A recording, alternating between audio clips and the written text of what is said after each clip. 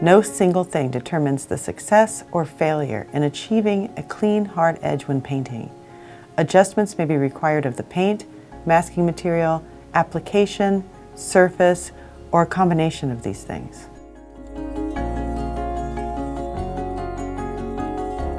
First, how smooth or textured is the surface that you are masking? It is generally easiest to achieve a clean edge on a smooth surface, but we will demonstrate how to be successful over texture as well. Second, is the viscosity or thickness of the paint being used? You may need to alter your technique to suit your choice of paint or medium. And third, the masking material used to create the desired edge effect. For best results, choose removable materials designed for this purpose. Here are some common failures caused by using an ineffective technique or no mask at all.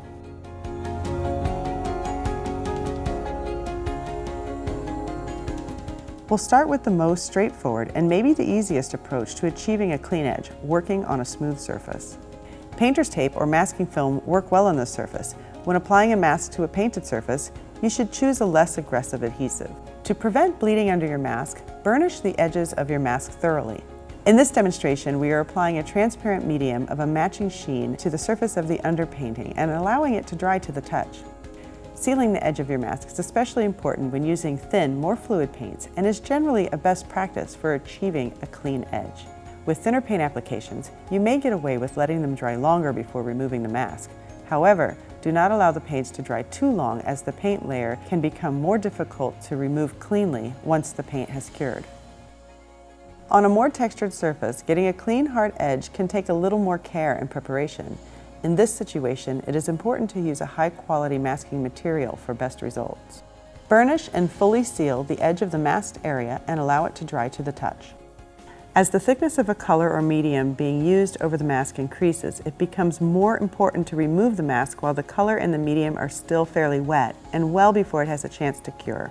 Pull the mask off at a high angle away from the wet paint. When dealing with a lot of texture, timing and materials become crucial. You need to use a thicker medium to dam the edge of the mask, working it into the grooves of texture to limit movement into or under your masked areas. Wipe off any excess medium with a rag or a brush along the masked edge. Allow the medium to set up so that it is dry to the touch before applying color. Carefully remove the mask while your color is still wet. Please contact us if you have any questions at help@goldenpaints.com.